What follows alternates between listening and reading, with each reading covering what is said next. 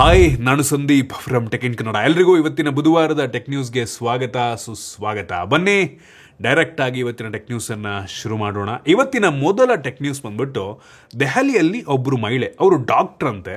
ಇವರ ವಾಟ್ಸಾಪ್ ಅಕೌಂಟನ್ನು ಮೆಟಾದವರು ಯಾವುದೋ ಒಂದು ಕಾರಣಕ್ಕೆ ಬ್ಯಾನ್ ಮಾಡಿಬಿಟ್ಟಿದ್ದಾರೆ. ಆಯಿತಾ, ಸೊ ವಾಟ್ಸಾಪ್ ಅಕೌಂಟನ್ನು ಬ್ಯಾನ್ ಮಾಡಿಬಿಟ್ಟಿದ್ದಾರೆ. ಸೊ ಇವರಿಗೆ ಅದ್ಹೆಂಗೆ ವಾಟ್ಸಾಪ್ನವ್ರು ನನ್ನ ಅಕೌಂಟನ್ನು ಬ್ಯಾನ್ ಮಾಡಿದ್ರು, ನಾನು ಇವ್ರ ಮೇಲೆ ಕೇಸ್ ಹಾಕ್ತೀನಿ ಅಂದ್ಬಿಟ್ಟು ಸುಪ್ರೀಂ ಕೋರ್ಟ್ಗೆ ನನ್ನ ಫಂಡಮೆಂಟಲ್ ರೈಟ್ಸನ್ನು ಈ ವಾಟ್ಸಾಪ್ನವ್ರು ಕಿತ್ಕೊಂಡಿದ್ದಾರೆ ಅಂದ್ಬಿಟ್ಟು ಕೇಸನ್ನು ಹಾಕ್ತಾರೆ. ಇದೀಗ ಇದರ ಜಡ್ಜ್ಮೆಂಟ್ ಬಂದ್ಬಿಟ್ಟಿದೆ. ಆಯಿತಾ, ಅಂದರೆ ಜಡ್ಜ್ಮೆಂಟ್ ಅಲ್ಲ, ಒಂದು ರೀತಿ ತಲೆಗೆ ಹೊಡೆದ್ಬಿಟ್ಟು ಹೇಳೋರೆ. ಫಸ್ಟ್ ಆಫ್ ಆಲ್, ವಾಟ್ಸಾಪ್ ಅನ್ನುವಂಥದ್ದು ಒಂದು ಪ್ರೈವೇಟ್ ಕಂಪ್ನಿ, ಅದಕ್ಕೂ ಫಂಡಮೆಂಟಲ್ ರೈಟ್ಸ್ಗೂ ಸಂಬಂಧ ಇಲ್ಲ. ಆಯಿತಾ, ಅವರು ನಿಮ್ಮ ವಾಟ್ಸಪ್ ಅಕೌಂಟನ್ನು ಬ್ಯಾನ್ ಮಾಡಿದ್ರೆ ತಲೆ ಕೆಡ್ಸ್ಕೊಂಬಿಡಿ, ಬುಟ್ಟಾಕಿ. ನಮ್ಮ ಭಾರತದ್ದೇ ಅರಠಿ ಅಂತ ಒಂದು ವಾಟ್ಸಪ್ ರೀತಿ ಚಾಟಿಂಗ್ ಅಪ್ಲಿಕೇಶನ್ ಬಂದಿದೆ, ಅದನ್ನು ಯೂಸ್ ಮಾಡೋಕ್ಕೆ ಶುರು ಮಾಡಿ ಅಂತ ಜಡ್ಜೇ ಹೇಳ್ಬಿಟ್ಟವ್ರೆ. ಫಸ್ಟ್ ಆಫ್ ಆಲ್, ಈ ಪ್ರೈವೇಟ್ ಕಂಪ್ನಿಗೂ ಈ ಫಂಡಮೆಂಟಲ್ ರೈಟ್ಸ್ಗೂ ನೀವು ಸಂಬಂಧನೇ ಇಲ್ಲ. ಆಯಿತಾ, ವಾಟ್ಸಾಪ್ನವರು, ಯೂಟ್ಯೂಬ್ನವರು, ಫೇಸ್ಬುಕ್ನವರು, ಇನ್ಸ್ಟಾಗ್ರಾಮ್ನವರು ಯಾವಾಗ ಬೇಕಾದ್ರೂ ನಿಮ್ಮನ್ನು ಬ್ಯಾನ್ ಮಾಡಿ ಬಿಸಾಕ್ಬೋದು. ಅವ್ರ ರೀಸನ್ನ ಕೂಡ ಹೇಳುವಂಥ ಅವಶ್ಯಕತೆ ಇಲ್ಲ, ಏಕೆಂದರೆ ಅವೆಲ್ಲ ಪ್ರೈವೇಟ್ ಕಂಪ್ನಿಗಳು, ಅದಕ್ಕೂ ಫಂಡಮೆಂಟಲ್ ರೈಟ್ಸ್ಗೂ ಸಂಬಂಧ ಇಲ್ಲ. ಫಂಡಮೆಂಟಲ್ ರೈಟ್ಸ್ ಏನಪ್ಪ ಅಂದರೆ, ನೀವು ಪಬ್ಲಿಕ್ಕಲ್ಲಿ ಏನೋ ಒಂದು ವಿಷಯ, ಫಾರ್ ಎಕ್ಸಾಂಪಲ್ ಪಬ್ಲಿಕ್ಕಲ್ಲಿ ನಿಮಗೆ ಯಾರು ಕೂಡ ಮಾತನಾಡೋದಕ್ಕೆ ಬಿಡ್ತಿಲ್ಲ ಅಂತಂದರೆ ಫಂಡಮೆಂಟಲ್ ರೈಟು. ಆಯಿತಾ, ನಿಮಗೆ ಒಂದು ಅಭಿವ್ಯಕ್ತಿ ಸ್ವಾತಂತ್ರ್ಯ ಇದೆ, ಅದು ಫಂಡಮೆಂಟಲ್ ರೈಟ್ಸ್. ಆಯಿತಾ, ನಿಮ್ಗೆ ಅಧಿಕಾರ ಇದೆ, ಓಡಾಡೋದಕ್ಕೆ ರೋಡಲ್ಲಿ ಅಧಿಕಾರ ಇದೆ, ಅದೆಲ್ಲ ಫಂಡಮೆಂಟಲ್ ರೈಟ್ಸ್. ವಾಟ್ಸಾಪ್ ಅಕೌಂಟನ್ನು ಬ್ಯಾನ್ ಮಾಡಿದ್ರು ಅದನ್ನು ವಾಪಸ್ ಸರಿಸ್ಕೊಡಿ ಅನ್ನುವಂಥದ್ದು ಫಂಡಮೆಂಟಲ್ ರೈಟ್ಸ್ ಅಲ್ಲ. ಆಯಿತಾ, ಸೊ ಹಂಗೆ ವಾಟ್ಸಪ್ನವ್ರು ಏನು ಬೇಕಾದ್ರೂ ಮಾಡ್ಬೋದು. ಆಯಿತಾ, ಇನ್ನು ಮುಂದಿನ ಟೆಕ್ ನ್ಯೂಸ್ ಬಂದ್ಬಿಟ್ಟು, ಯುರೋಪ್ ಬೇಡ, ಜಗತ್ತಿನಲ್ಲಿ ಅತಿ ಹೆಚ್ಚು ಫೋನ್ ಕಳ್ತನ ಆಗುವಂಥ ಜಾಗ ಲಂಡನ್ ಅಂತೆ. ಯುರೋಪಲ್ಲಿ ಎಷ್ಟು ಫೋನ್ ಕಳ್ತನ ಆಗುತ್ತೋ ಅದರಲ್ಲಿ 40% ಫೋನ್ಗಳು ಲಂಡನ್ UK ಕಳ್ತನ ಆಗೋದಂತೆ. 100ರಲ್ಲಿ 40 ಫೋನ್ಗಳು ಲಂಡನ್ ಜಾಗದಲ್ಲೇ ಕಳ್ತನ ಆಗುತ್ತಂತೆ. ಮೊನ್ನೆ ಅವ್ರದ್ದೊಂದು ಈ ಫೋನ್ ಕಳ್ತನ ಮಾಡುವಂಥ ಒಂದು ಗ್ರೂಪನ್ನು ಹಿಡಿದುಬಿಟ್ಟವ್ರೆ. ಬರೀ ಒಂದೇ ಒಂದು ವರ್ಷದಲ್ಲಿ ಲಂಡನ್ನಿಂದ ಸುಮಾರು 40,000 ಐಫೋನ್ಗಳನ್ನು, ಎಲ್ಲ ಸ್ಮಾರ್ಟ್ಫೋನ್ ಸೇರಿ ಒಂದು 40,000 ಫೋನ್ಗಳನ್ನ ಲಂಡನ್ನಿಂದ ಹಾಂಗ್ಕಾಂಗಿಗೆ ಎಕ್ಸ್ಪೋರ್ಟ್ ಮಾಡಿದಾರಂತೆ, ಕಳ್ತನ ಆಗಿರುವಂಥ ಫೋನ್ಗಳನ್ನ. ಮೋಸ್ಟ್ಲಿ ಹಾಂಗ್ಕಾಂಗಲ್ಲಿ ಅದನ್ನು ರಿಫರ್ಬಿಶ್ಡ್ ಮಾಡೋ ಅಥವಾ ಅದನ್ನು ಸ್ಪೇರ್ ಪಾರ್ಟ್ಗಳಿಗೋ ಯೂಸ್ ಮಾಡ್ಕೋತಾರೆ ಅಂತ ಕಾಣುತ್ತೆ. ಆಯಿತಾ, ಬರೀ 40,000 ಎಕ್ಸ್ಪೋರ್ಟ್ ಆಗಿರೋದು 40,000 ಅಂತ ಅಂದರೆ ಇನ್ನು ಕಳ್ತನ ಎಷ್ಟಾಗಿರ್ಬೋದು ಯೋಚನೆ, ಬರೀ ಒಂದು ವರ್ಷದಲ್ಲಿ. ಕ್ರೇಜಿಗ್ರು. ನಮ್ಮ ದೇಶದಲ್ಲಿ ಏನೂ ಅಲ್ಲ ಫೋನ್ ಕಳ್ತನ ಆಗೋದು. UK ಲಂಡನ್ನಲ್ಲಂತೂ ರೋಡ್ಗೂ ಕಳ್ದಿರ್ತಾರೆ. ನೆಕ್ಸ್ಟ್ ನೀವೇನಾದರೂ ಲಂಡನ್ಗೆ ಹೋಗುವಂಥ ಅವಕಾಶ ನಿಮಗೆ ಸಿಕ್ತು ಅಂದರೆ ಹೋಗಿದ್ರೆ ಕೇರ್ಫುಲ್ ಆಗಿರಪ್ಪ. ನಾನು ಕೇಳ್ಪಟ್ಟಿದ್ದೀನಿ, ತುಂಬ ರೀಲ್ಸ್ಗಳೆಲ್ಲ ನೋಡ್ತಾ ಇರ್ತೀನಿ, ಈ ಥರ UK ಕಳ್ತನ ಆಯಿತು, ಎಷ್ಟೋ ಸಲ ಚುಚ್ಚಿಬಿಡ್ತಾರೆ ಸವಾಸನೆ ಎಲ್ಲ. ನಮ್ಮ ದೇಶನೇ ಎಷ್ಟೋ ಸೇಫು ನೋಡೋದಕ್ಕೆ ಹೋದ್ರೆ ಇದನ್ನೆಲ್ಲ. ಇನ್ನು ಮುಂದಿನ ಟೆಕ್ ನ್ಯೂಸ್ ಬಂದ್ಬಿಟ್ಟು, ಅಪರೂಪದಂಗೆ ನಮ್ಮ ಕರ್ನಾಟಕ ಸರ್ಕಾರದವರು ಒಂದು ಹೊಸ ಬಿಲ್ನ ಪಾಸ್ ಮಾಡಿದ್ದಾರೆ. ಆಯಿತಾ, ಮಹಿಳೆಯರಿಗೆ ಉಪಯೋಗ ಆಗುವಂಥ ಒಂದು ವಿಷಯ ಇದು. ಏನಪ್ಪ ಅಂದರೆ, ಅವ್ರಿಗೆ ವರ್ಷಕ್ಕೆ 12 ಅಡಿಷ್ನಲ್ ರಜವನ್ನು ಕೊಡ್ತಾ ಇದ್ದಾರೆ. ಅವ್ರದ್ದು ಮೆನ್ಸ್ಟ್ರುರಲ್ ಲೀವ್ ಅಂತ, ಅಂದರೆ ಅವ್ರ ಪೀರಿಯಡ್ಸ್ ಎಲ್ಲ ಆಗುತ್ತಲ್ವ, ಸೊ ಅದಕ್ಕೋಸ್ಕರ ತಿಂಗಳಿಗೆ ಒಂದು ರಜದ ರೀತಿ ಅಡಿಷ್ನಲ್ 12 ರಜವನ್ನು ಕೊಡ್ತಾ ಇದ್ದಾರೆ. ನಂಗೆ ಅನ್ನಿಸ್ದಂಗೆ ಮಹಿಳೆಯರಿಗೆ ಇದರಿಂದ ತುಂಬ ಖುಷಿಯಾಗಿರುತ್ತೆ. ಇದು ಗೌರ್ನಮೆಂಟ್ ಮತ್ತು ಪ್ರೈವೇಟ್ ಎರಡೂ ಸೆಕ್ಟರ್ಗಳಿಗೆ ಅಪ್ಲೈ ಆಗುತ್ತೆ. ಆಯಿತಾ, ಸೊ ಒಳ್ಳೆ ವಿಷಯ. ಸೊ ಪೀರಿಯಡ್ಸ್ ಇರೋ ಟೈಮಲ್ಲಿ ಅವ್ರಿಗೆ ಕೆಲಸ ಮಾಡೋದು ಕಷ್ಟ ಆಗುತ್ತೆ, ಸೊ ಅದರಿಂದ ಒಂದು ಅಡಿಷ್ನಲ್ ರಜಾ ಕೂಡ ಸಿಕ್ಕಂಗಾಗುತ್ತೆ. ಸೊ ಅದನ್ನು ಪ್ರಾಪರಾಗಿ ಎಕ್ಸಿಕ್ಯೂಟ್ ಮಾಡಿದ್ರೆ ತುಂಬ ಒಳ್ಳೆ. ಎಷ್ಟೋ ಕಂಪ್ನಿಗಳು, ಪ್ರೈವೇಟ್ ಕಂಪ್ನಿಗಳು ಕೊಡದೇ ಇರ್ಬೋದು, ಅದೆಲ್ಲ ಆಗ್ದಂಗೆ ಒಂದು ಒಳ್ಳೆ ರೂಲ್ಸ್ ಎಲ್ಲ ತಗೊಂಡು ಮಾಡಿದ್ರೆ ಚೆನ್ನಾಗಿರುತ್ತೆ. ಇನ್ನು ಮುಂದಿನ ಟೆಕ್ ನ್ಯೂಸ್ ಬಂದ್ಬಿಟ್ಟು, ಜಪಾನಲ್ಲಿ ಇನ್ಫ್ಲೇಷನ್ ಎಷ್ಟು ಕಡಿಮೆ ಇದೆ ಅಂತ ಅಂದರೆ ಹಣದುಬ್ಬರ ಎಷ್ಟು ಕಡಿಮೆ ಇದೆ ಅಂತ ಅಂದರೆ, ಜಪಾನ್ನ ಒಂದು ಐಸ್ ಕ್ರೀಮ್ ಕಂಪ್ನಿಯವರು 25 ವರ್ಷಗಳ ನಂತರ ಅವರ ಐಸ್ ಕ್ರೀಮಿಂದು ಪ್ರೈಸನ್ನು ಜಾಸ್ತಿ ಮಾಡಿದಾರಂತೆ. ಆಯಿತಾ, 60 ಯನ್ನಿಂದ 70 ಯನ್. ಅಂದರೆ ಫಾರ್ ಎಕ್ಸಾಂಪಲ್ ನಮ್ಮ ಕರೆನ್ಸಿ ಕನ್ವರ್ಟ್ ಮಾಡಲ್ಲ, ಅಂದರೆ 60 ರೂಪಾಯಿ ಇದ್ದಂಥ ಒಂದು ಐಸ್ ಕ್ರೀಮ್ ರೇಟನ್ನು 70 ರೂಪಾಯಿ ಮಾಡ್ದಂಗೆ. ಆಯಿತಾ, ಸೊ ಆ ರೀತಿ ಮಾಡಿದರೆ 25 ವರ್ಷ ಆದ್ಮೇಲೆ ಪ್ರೈಸನ್ನು ಜಾಸ್ತಿ ಮಾಡಿದಾರಂತೆ.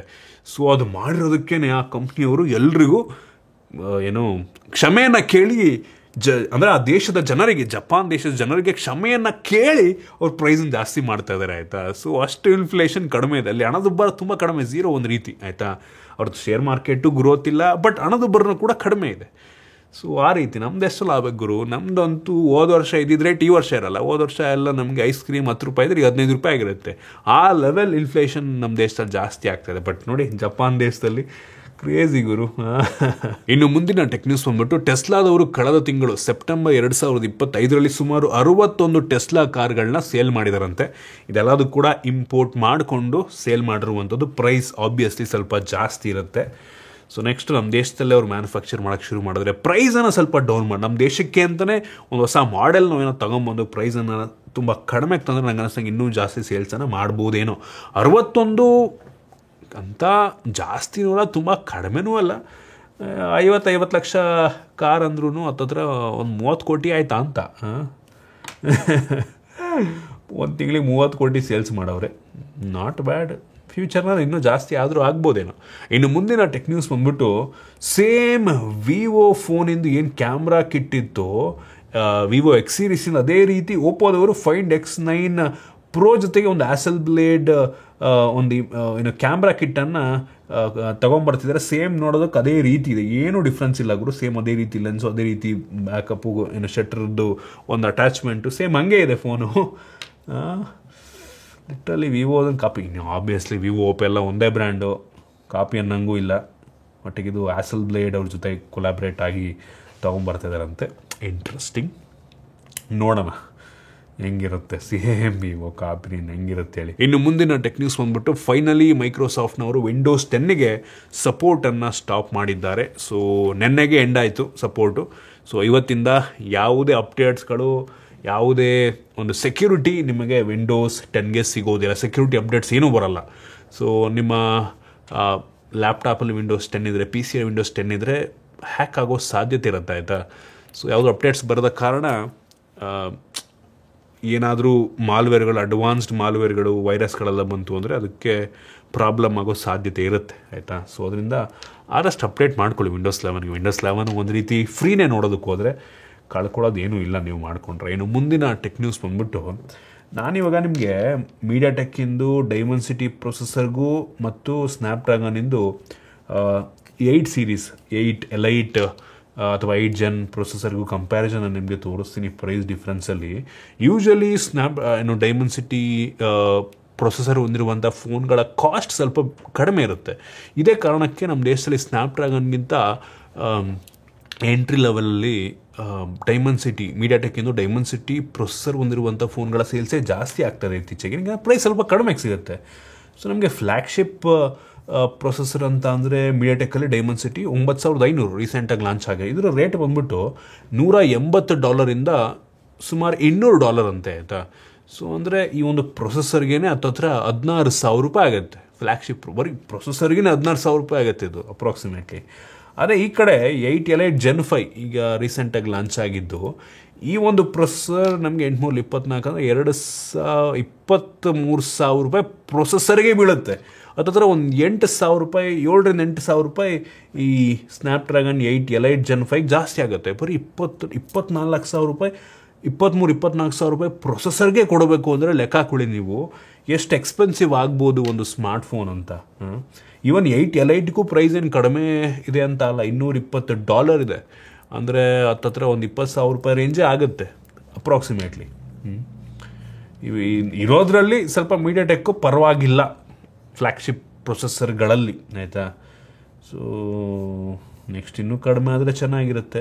ಈ ಥರ ಫ್ಲ್ಯಾಗ್ಶಿಪ್ ಫೋನ್ಗಳೆಲ್ಲ ಒಂದು 20,000 ರೇಂಜ್, 25,000 ರೇಂಜಿಗೆ ಬಂದರೆ ಚೆನ್ನಾಗಿರುತ್ತೆ. ನಂಗೆ ಬರುತ್ತೆ ಸದ್ಯದಲ್ಲೇ.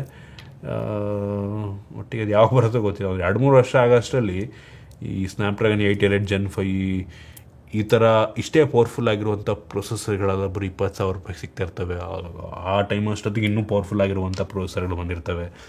ನೋಡೋಣ ಹೆಂಗಾಗುತ್ತೆ. ಇನ್ನು ಮುಂದಿನ ಟೆಕ್ ನ್ಯೂಸ್ ಬಂದ್ಬಿಟ್ಟು finally Vivo X300 Pro smartphone ಚೈನಾದಲ್ಲಿ ರಿಲೀಸ್ ಆಗಿಬಿಟ್ಟಿದೆ, ಆಯಿತಾ.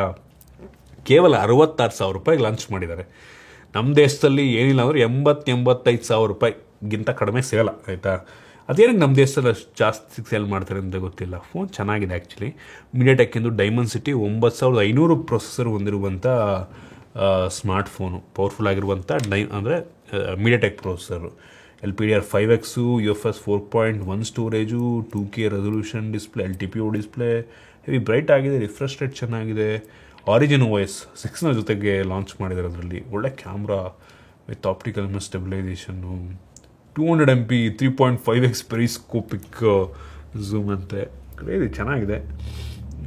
BS1 ಚಿಪ್ ಬೇರೆ ಇದೆ, ಡೆಡಿಕೇಟೆಡ್ ಟೆಲಿಕನ್ವರ್ಟರು ಕೂಡ ಬರ್ತದೆ. ಟೆಲಿಕನ್ವರ್ಟರ್ ಅಂತಂದರೆ ನಿಮ್ಗೆ ಅದೇ ಝೂಮ್ ಮಾಡೋದು ಎಕ್ಸ್ಟರ್ನಲ್ ಇದು ಬರುತ್ತಲ್ಲ, ಅದು ಬೇಕಾದ್ರೆ ನೀವು ಹಾಕೋಬೋದು. ಅದನ್ನ ಚೆನ್ನಾಗಿದೆ ಸ್ಪೆಸಿಫಿಕೇಷನ್ ಎಲ್ಲ. ನೋಡೋಣ ನಮ್ಮ ದೇಶದಲ್ಲಿ ಎಷ್ಟಕ್ಕೆ ಲಾಂಚ್ ಮಾಡ್ತಾರೆ ಬಂತು ಅಂದರೆ. One of the best camera smartphone ಆಗಬಹುದು, ನೋಡೋಣ. ಇನ್ನು ಮುಂದಿನ ಮತ್ತು ಕೊನೆಯ ಟೆಕ್ ನ್ಯೂಸ್ ಬಂದ್ಬಿಟ್ಟು, ಸೊ ರೆಡ್ ಮ್ಯಾಜಿಕ್ ಅವರು 11 Pro Plus ಅಂತ ಒಂದು ಹೊಸ ಫೋನ್ ಲಾಂಚ್ ಮಾಡಿದ್ದಾರೆ. ಫೀಚರು ಅಂತೂ ಕ್ರೇಜಿ ಆಗಿದೆ. 24 GB ರ್ಯಾಮ್ ಇದೆ ಈ ಫೋನಲ್ಲಿ, 1 TB storage, 8000 mAh capacity battery. ಗುರು ದಪ್ಪ ಇರುತ್ತೆ ಆಬ್ವಿಯಸ್ಲಿ ಫೋನ್. ಇದರಲ್ಲಿ ಫ್ಯಾನ್ ಎಲ್ಲ ಇರುತ್ತೆ, ಇಂಟರ್ನಲ್ ಫ್ಯಾನ್ ನಂಗೆ ಅನ್ನಿಸ್ತಂಗೆ. ಕ್ಯಾಮ್ರಾ ಸುಮಾರಾಗಿರುತ್ತೆ, ಪವರ್ಫುಲ್ ಆಗಿರುವಂಥ 8 Elite Gen 5 latest Snapdragon processor, 144 Hz display, ಅಮೋಲೆಡ್ display, LTPO ಎಲ್ಲ ಚೆನ್ನಾಗಿದೆ. ಫ್ಲ್ಯಾಟು ಅಂಡರ್ ಡಿಸ್ಪ್ಲೇ ಕ್ಯಾಮ್ರಾ ಕೊಟ್ಟಿದ್ದಾರೆ ನಂಗೆ ಅನ್ನಿಸ್ತಂಗೆ ಇದರಲ್ಲಿ.